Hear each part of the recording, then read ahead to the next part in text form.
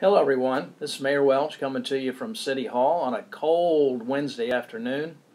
I don't know if the temperature is even going to get up and above freezing today, but you know that's going to be the subject of this Mayor's Minute, and we may actually take a little more than a minute, so bear with us on this. But I've got two important city department heads here that we're going to talk to about and ask a couple of questions about how we keep our roads clean when we get snow and ice, and some of the responsibilities, some of the priorities that we might have. So appreciate you taking some time to look at this.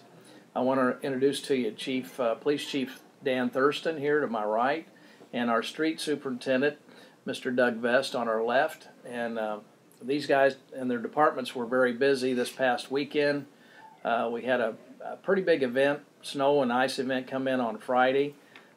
Then we had to get ready for the parade, Christmas parade on Saturday, which they did a wonderful job doing. So what I'm going to do is just take a couple of minutes here, and we're going to walk you through how we get into getting our crews out on the roads, what triggers that, and then a little bit about the priorities and who's responsible for what. So Chief Thurston, tell me a little bit about how it starts snowing or we start getting ice, and then how do we go from there? I think the police are kind of the first contact on triggering all this. Well, we would be after hours. If a snow event or a winter storm were to happen after hours, then obviously our guys are out on the road, and they would see that obviously it's snowing and monitor the road conditions. And usually Doug has his crews already prepared because of a weather forecast that we would know a winter storm's coming in. So once it starts snowing and the roads start to become slick, we let our dispatcher know.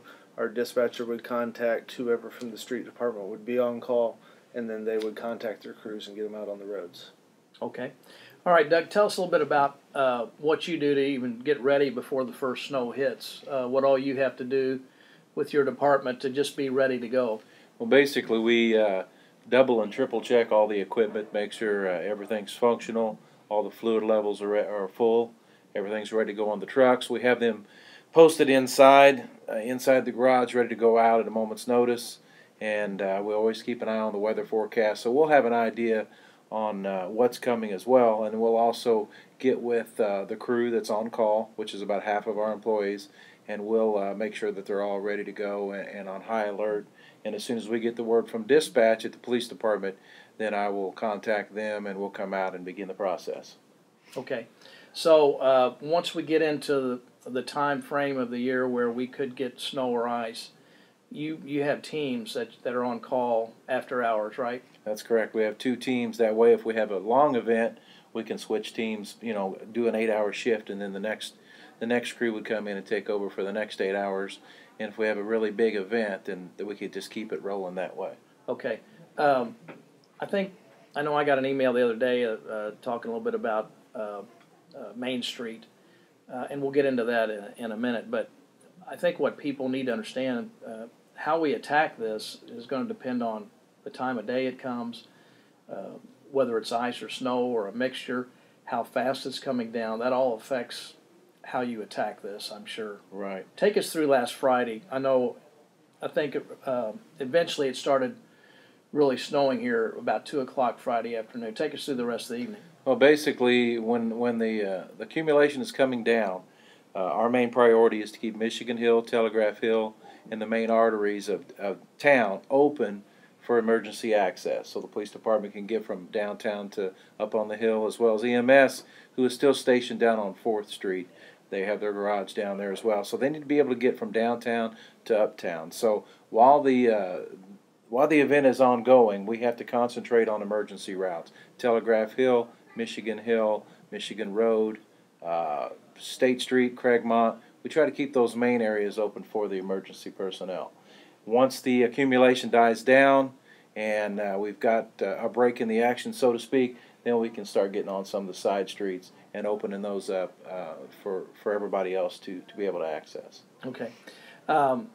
Chief, I want to come back to you. I know sometimes, depending on how quick something hits and how slick the roads become, sometimes it can become very chaotic with the police department. You have I know Friday, when all this first started coming down and you had ice and everything, you had what we call slide-offs. Mm-hmm.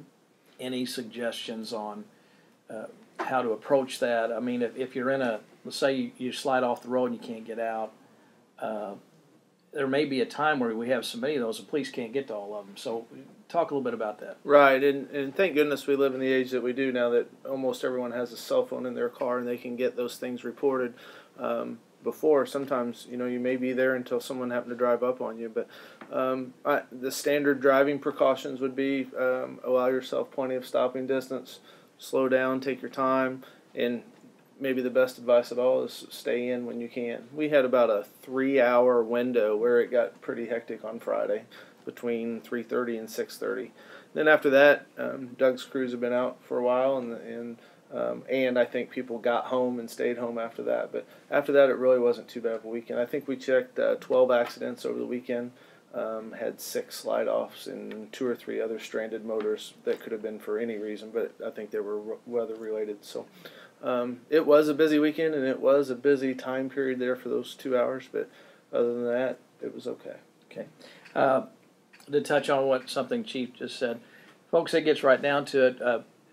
You can only do so much when you have a major event, and I know I think we got 6 inches of snow and with some ice, and this is just December, so we don't know what's going to happen in the next couple of months. But keep in mind that eventually you are responsible for your own safety in certain situations like that. So the best thing you can do is stay off the roads, listen to the weather, and try to get stocked up on things that you might need.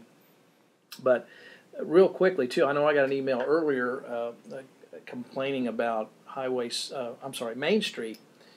And I'm going to preface this by saying I'm not bad-mouthing any other department or organization, but there are certain streets that I know most of the citizens think the city of Madison is responsible for as far as paving and snow removal. And even though they may go right down the middle of the city, for example, Main Street out here is actually Highway 62. It is the state INDOT, Indiana Department of Transportation, is responsible for the maintenance of that road and plowing it and snow removal. And for example, Highway 421, the 4-lane that goes up the hill, is also a state highway. Highway 62, that is the main drag across North Madison. These are all state highways. Now that doesn't mean, Doug, we wouldn't partner with them whenever possible, but there are certain times when we're all busy. Some of these roads may not get the attention right in the beginning. So I think people need to understand that we do have a system. The state has a system, and the county has a system on how they do that, as well as the city or the county police also, and the state police. They all have their jobs, and we try to coordinate and help when we can. But keep in mind, sometimes when you think it's a city street, it may actually be a state street, and if it is our responsibility, we'll get to it as soon as possible. So we thought this might be of some interest to you. We may have a lot more of this going on this year, and maybe this will be the only bad weather we have, but we try to be prepared for it, and we appreciate what these 2 gentlemen do with their departments. So we'll see you next time on the Mayor's Minute.